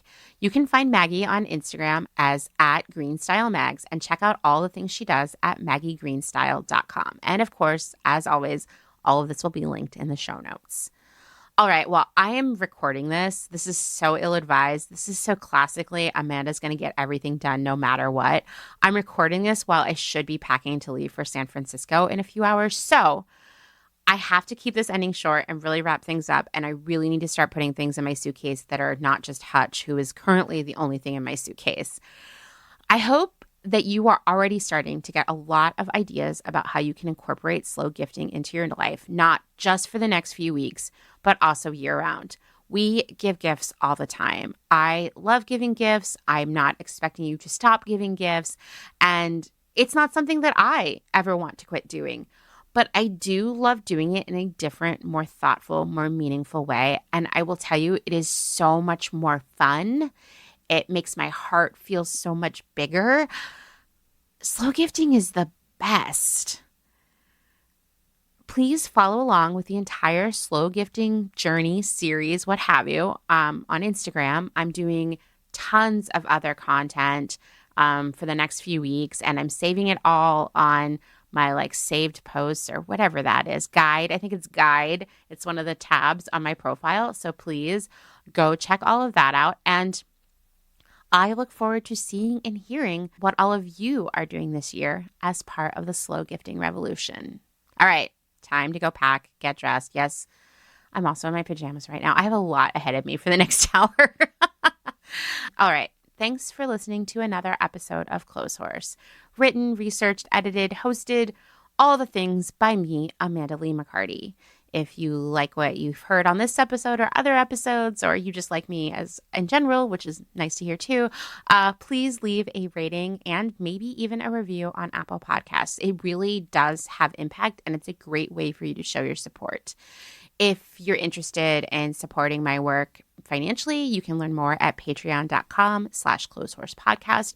But one of the most biggest, that's bad grammar. How about we just say the biggest, best way you can show your support for Clotheshorse is by recommending it to other people in your life. Because if we want all of the things we talk about here to become bigger, more normalized, really start some societal change here, we need to get more people exposed to these ideas and information. So send them my way. Thanks, as always, to my other half, Dustin Travis White, for our music and audio support. And I will see you all next week. Bye.